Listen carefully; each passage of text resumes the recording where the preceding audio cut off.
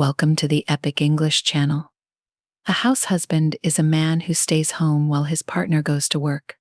His responsibilities include everything typically done by traditional housewives, plus general home repairs, car maintenance, and lawn care. Occasionally, the house husband's wife may help with meal preparation and/or child carers, but for the most part, he manages these tasks himself. I'm not sure I would have survived this role if it had started when my 3 children were young. We were a family of modest means, so all the kids attended daycare while my wife and I tried to earn enough money to maintain a middle-class lifestyle. As soon as my children entered middle school, my wife enrolled in an MBA program because her employer reimbursed the tuition. This money had to take on more responsibilities to keep the household running smoothly while she studied and attended classes both online and on campus. I didn't mind the extra work as I knew that an MBA degree would help her advance in her career and earn a higher salary. Amy's MBA program was tailored for executives working full-time, so it took nearly 3 years to complete. By then, the kids were already off to college. Fortunately, all 3 were excellent students and qualified for several scholarships. Nonetheless, having 3 kids in college is an enormous financial burden. I worked as the accounting department manager in a small family-owned manufacturing company. They paid me a fair salary, but it was nowhere near what a CPA at a large corporation would make. Amy's hard work finally paid off, and she was promoted to executive vice president of product development at the multinational insurance company where she had worked for over 15 years. The new position came with a significant salary increase, a car allowance, an expense account, and a share of year-end bonuses, along with other corporate employees. Her unexpected success couldn't have come at a better time. The economy experienced a sharp downturn and my employer was hit especially hard. They struggled for nearly a year before ultimately selling the business to our main competitor. The new owners wasted no time dismantling our operations and closing the plant. The new owners offered me a job at their plant, but it was 300 miles away. The salary would have been a bit lower than what I was earning, about a third of Amy's salary, not including bonuses. I had no choice but to decline the job offer, and just like that, I found myself unemployed. I tried to find new work and quickly realized that no one in our area was hiring until the economy improved. John, this isn't the end of the world. I'm doing well and we have enough funds in the college accounts for the kids to finish school, so don't worry so much.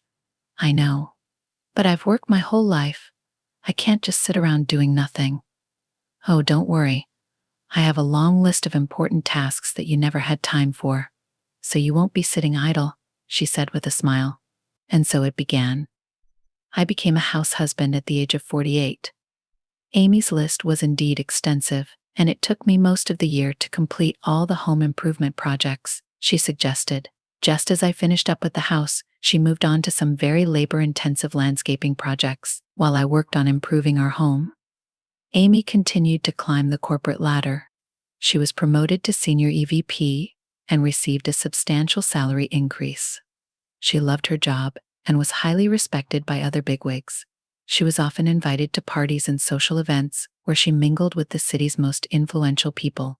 Naturally, I was expected to accompany her to many of these events. I'm not sure when it first started, but very slowly I began to notice changes in how Amy treated me at these events. At first, she insisted that I stay by her side as she flirted around, engaging in brief, superficial conversations with all the important people. Gradually, she began asking me to stand by our table or sit at the bar while she worked the room. Before long, I was spending most evenings either entertaining the wives of executives or simply sitting alone. Eventually, it all became unbearable when she took me along for a weekend at a beautiful resort. On the first evening, she left me with the wives and was gone for nearly 3 hours.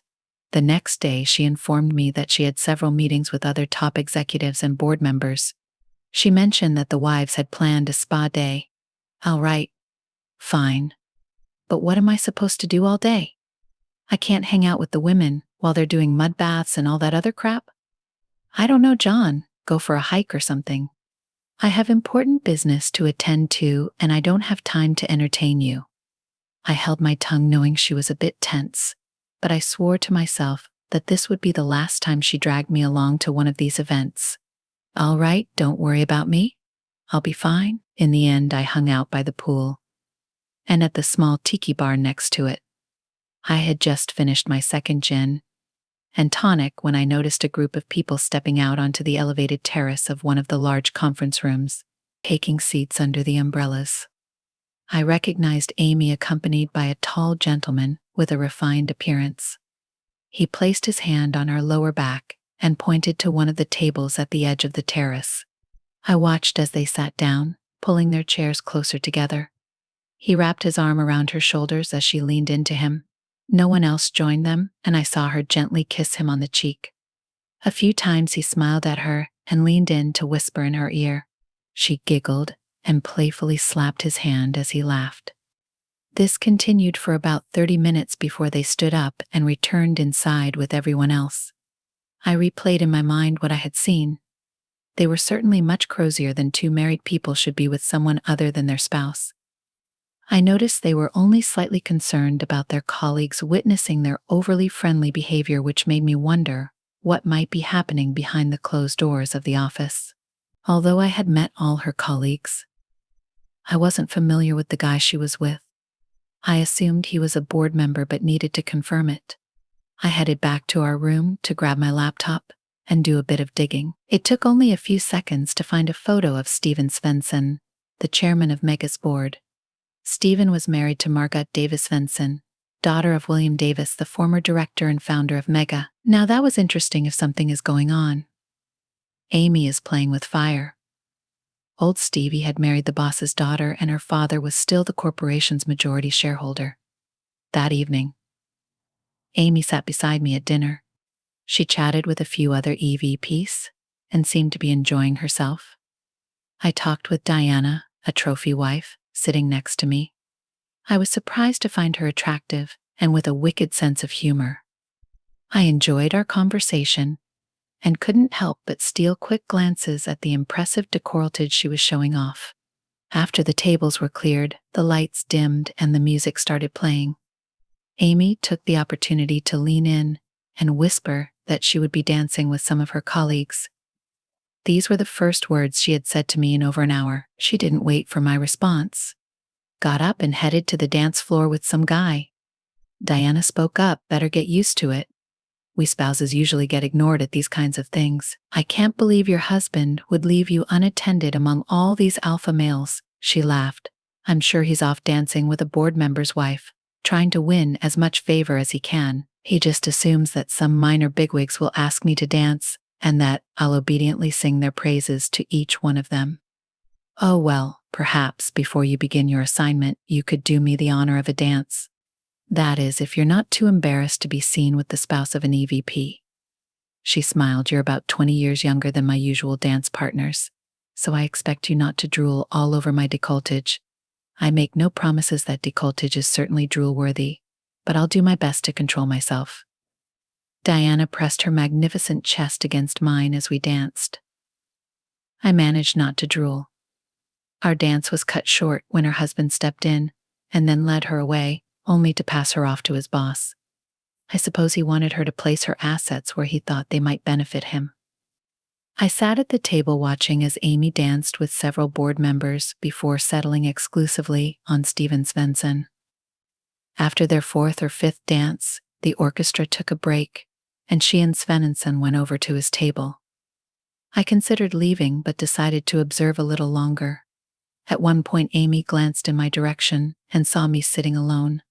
A few moments later she walked over to the table and sat across from me. John, you must be terribly bored. Why don't you just go back to the room and I'll join you later after I freshen up? Oh well, the orchestra is magnificent and I'd hate to end the evening without at least one dance with my charming wife. If you could fit me into the lineup. John, this is business, important business. Now please just do as I ask and we'll discuss it later. She stood up and walked away. I stared after her. She dismissed me. She actually told me, "Go to your room," as if I were some naughty child. I was furious, but I had no reason to just sit there and be ignored. I waited a bit, then stood up and left. I didn't want to sulk in our room, so I went to the small bar near the resort lobby. It was quiet, and I needed to reassess my situation. It was clear to me that Amy was either involved with, or soon would be involved with Smudged. I wasn't going to tolerate this. But for now, I had no proof of any wrongdoing on Amy's part. I sipped my drink for a while and decided to call it a night. I walked back past the event hall and peeked inside. Amy was on the dance floor, pressed close to Spencerson. His hand was low on her back, not quite on her rear. I asked one of the staff how long the orchestra would be playing, and he said they would finish at 11 o'clock with the hall closing at midnight. I must have dozed off a bit while sitting up in bed watching TV. The lights were off, but I distinctly saw the clock read 120. When Amy finally pushed open our door, she was carrying her shoes and sweater. She must have expected me to be asleep because she gasped. When I turned on the bedside light, her hair was disheveled and her lipstick was gone. I looked her up and down and she flushed deeply. You. I thought you'd be asleep. I only had 3 drinks all evening. I'm furious, not drunk. Do you want to explain to me where you were? You know, where I was dancing? I told you I needed to dance with my colleagues and make an appearance. It's all part of the game, John, she said, as if speaking to a slow learner. Try again from the beginning. The orchestra left at 11 o'clock. So what exactly were you doing for the past 2.5 hours? Talking with Svensson. Margot is in Europe with her mother, so he's here alone. We went back to his room and discussed his plans for the company and how he thinks I might fit into them. So you just spent 2 hours talking. I made air quotes in his room, leaving me on my own. Then you sneak in here with disheveled hair, no lipstick, and your heels in hand. That must have been one seriously exhausting conversation. Think what you want. I need to take a shower and get some sleep. We still have a half day of meetings tomorrow. Oh. I told Stephen I'd go to dinner with him tomorrow evening. We're supposed to check out in the morning, and your meeting ends at noon. What the hell are we supposed to do until dinner? She kicked off her shoes and put her hands on her hips. You are going home. I'm going with Stephen to his lake house for dinner. So you're leaving at noon to spend the day at his lake house. When do you plan on coming home? I don't know if it's too late. I'll just come back Monday morning. The hell you will. You're planning to spend the whole day and night having sex with this jerk and then come back to my home. First of all, I never said anything about sleeping with him. And second, it's my damn house, not yours. It belongs to me. I just stared at her agape. When I completed all the home improvements, Amy refused to use her annual bonus to pay down the construction loan. She insisted. We refinanced the house since I was unemployed. I couldn't qualify for the mortgage, and Amy insisted that I shouldn't be on the deed if I wasn't on the mortgage. This infuriated me, but we had planned to move soon after I finished the renovations. I simply assumed that by then I would be back at work and could handle the financing on the new home. So I let it slide. She stood there with her hands on her hips and a smirk on her face. I got up from the bed and began to dress. I grabbed my suitcase and threw it on the bed. Yanking open the drawers, I started stuffing my clothes into the suitcase. And now, what are you going to run away? Where are you planning to go? You have no house, no job, no money. So where the hell do you think you're headed? Go to hell. Amy, I'd rather sleep in my car than let you get away with this crap. I won't be your Chuck. I'm divorcing your cheating ass. You're a stupid, stupid man. You have nothing. Your ass belongs to me. I make all the money. Without me, you'd be out on the street now. Stop acting like a big child tomorrow. I need to discuss this with Stephen, and he's supporting me for the position of Chief Operating Officer. It will double my salary and triple my year-end bonus.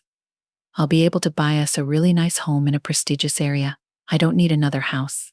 I want a faithful wife who cares about me, about us and our marriage. Please. Amy, don't do this. You don't have to. You can get this promotion on your own without sleeping with him. Amy shook her head, looked down at the carpet, and muttered, "It's too late." That's when I realized she had already slept with him. I was already a cuckoo. Her plan for tomorrow was more of the same. I looked at her with disgust. You slept with him. You're full of him right now.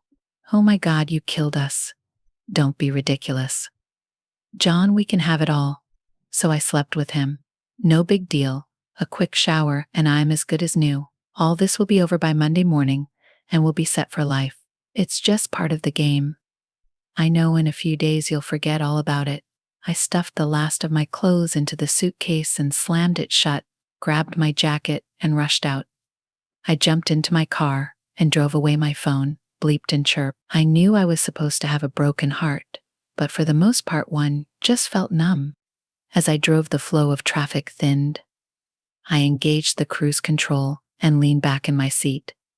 I recalled the past 6 months and realized that Amy had started to change.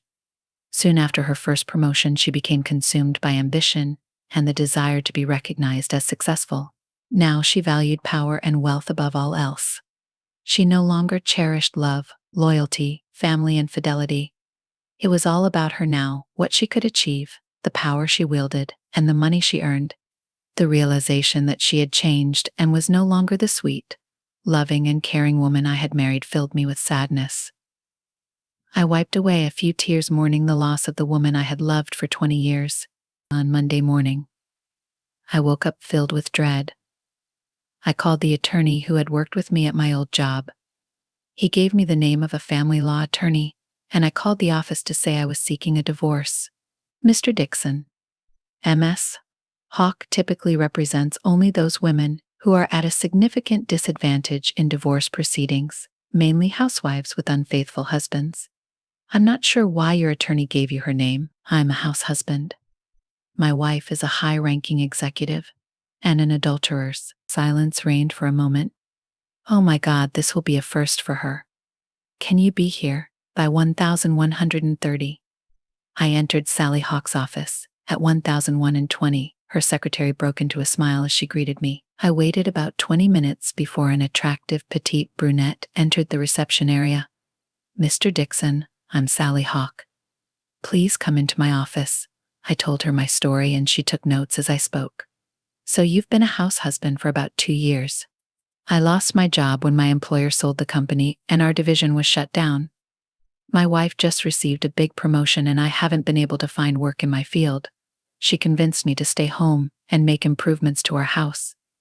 She planned to sell our home as soon as I finished all the renovations and buy a bigger and better one. Wait, so it was her idea for you to be a house husband? Yes, she liked that I cooked, cleaned, did laundry, and took care of the house while she was free to continue her career? Great. So when did you first start suspecting that there was a problem in your marriage? Honestly, I only recently began to suspect that she was cheating. But looking back, I think it might have started almost a year ago. She confessed to her infidelity last weekend, which is why I'm here today. Mr. Dixon, I'm sorry this is happening to you, but I promise you will get through this, and I will ensure that you are treated fairly in the divorce. So you said your wife admitted to cheating. Do you have any evidence of this? Did you record her confession? No.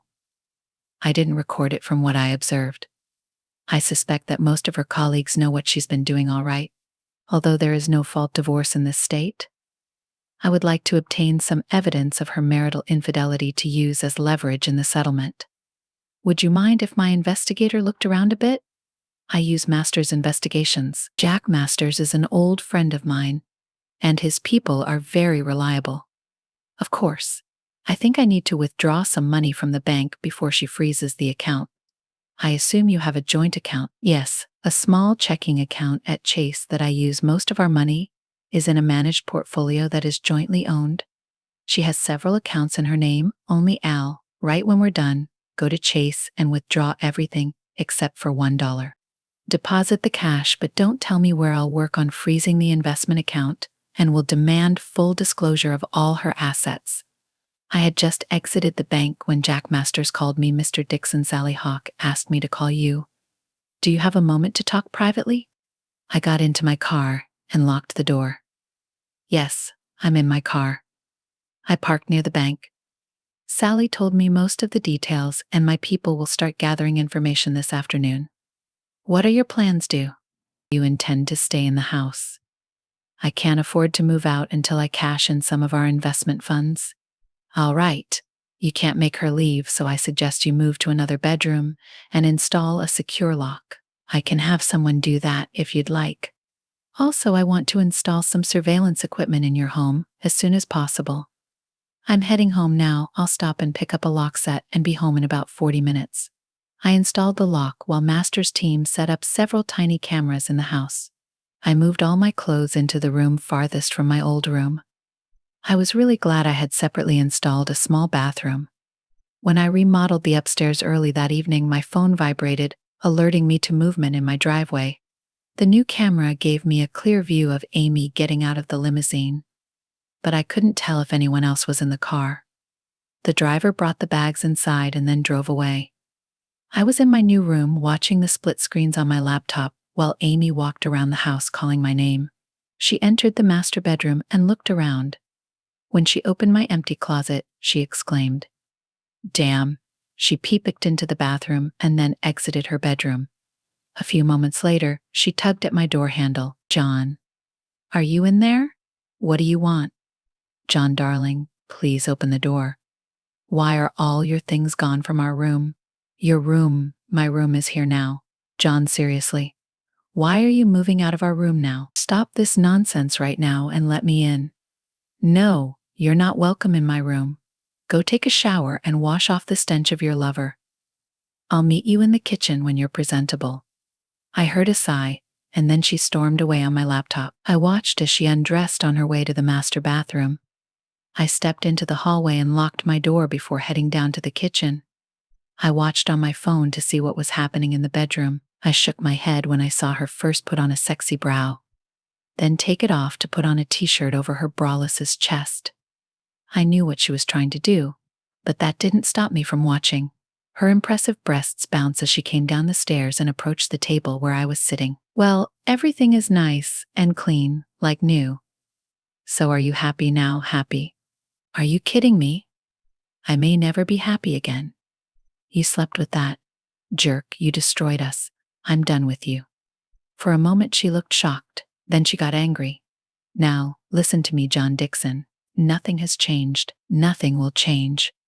You need to get over your stupid jealous bitterness and stop being. So yes, I slept with him. Big deal. So what, who cares? I slept with him, and now he has to vote for me. When I run for chief, it was business. Nothing more now. Go and move your things back to our bedroom." "How many? Amy, how many? What the hell are you talking about? How many more have you slept with? Were they all for business or were a few just for fun?" "What? How can you ask me that? Stephen is the only one in the world, and you know why I did it with him. He was fine, but nowhere near as good as you really. I'm a little surprised. You can even remember what it was like with me. I mean, let's face it. It's been a long time since I was with you, and it's been an even longer time since we made love." "That's not true." Amy stopped and tilted her head to the side. "We had sex. I mean, it was just," her voice trailed off. "If I remember correctly, you were pretty rough with me the night your last promotion was announced, but that was about 6 months ago. Of course, it's been quite a while." "Oh my God, John, I'm so sorry. I just got so caught up in my work. Forgive me, baby. I'll make it up to you. I promise you." "Promise you mean like on the day of our wedding, when you swore to leave everyone else behind? Is that the promise you're giving me? Well, if that's the case, forget it. I don't need any more false promises." "Damn it, John, you need to forget about this. My affair with Stephen is over. It's in the past. I admit I was too focused on gaining his support, but that's finished. Please come back to our bed and let me make it up to you. Thank you very much for your kind offer of clumsy seconds, but I'll pass. I'm sure you were having sex with him again this morning, and even if I forced you to take a shower, it wouldn't change anything. So once again, no, thank you. Wonderful, be a jerk. You can just stay in your room and please yourself. I don't need you for sex. There are plenty of guys available to me. Maybe I should start sleeping with all the men on the list. Damn it. I could become a director." In a couple of weeks, Amy turned and stormed back up the stairs. Sally reviewed the recordings of my conversation with Amy. She told me to be polite and avoid her. Just 3 days later, Jack's guys were able to determine that Amy was likely engaged in something sexual with the head of HR, and with Stephen even before she was promoted to SVP. But there was no evidence. The report confirmed my suspicions that she had started cheating when she received her first major promotion. I wondered if she had cheated to get the senior EVP position and to have a chance at the chief operating officer role. What would she be willing to do for a spot on the board? She was clearly willing to use her body to get everything she wanted, and I just couldn't live with that. I asked Sally to handle her. Jack Skies found Amy's offshore account, and Sally forced the disclosure of all of Amy's salary information over the past few years. She had requested some stock options instead of a salary increase. Sally suspected that Amy planned to gradually increase her stake in the company to secure a position on the board. Sally kept her word. I received half of our stock portfolio and some cash from Amy. I will also get half of the house's value when it is sold. So after settling with Sally, I ended up with about $600,000 in cash and stocks. The house was appraised at $650,000, so Amy will owe me about $300,000 when it sells. I won't be rich, but I won't be starving either. Sally must have thought I was a decent guy because she introduced me to a recently divorced woman, Carol Hillman, who received a small manufacturing company from her cheating husband when he ran off with his accountant. Sally helped Carol realize that she didn't need her husband, but she desperately needed a good accountant, and she hired me after the very first interview. I worked for Carol for 3 months. When she asked me to analyze her finances, I helped her sort everything out and even submitted a corrected tax return that got her a $3,000 refund. She invited me to dinner as a thank you, and I gladly accepted. After dinner and 2 bottles of wine, Carol told me that she felt lonely and needed male companionship. At 55, she was still an attractive woman, and I wasn't receiving any other offers, so we became friends with benefits. It wasn't hard to keep our special relationship a secret from the other employees. To be honest, I think I'm falling for Carol. I believe she has fallen for me too. So soon I'll have to talk to her about it. About a month after my divorce was finalized, Amy was nominated for the position of Chief Executive Officer, and Stephen delivered a lengthy speech to the board of directors about how wonderful she was. Shortly before the vote to approve her promotion, an anonymous email arrived on the phones of all board members.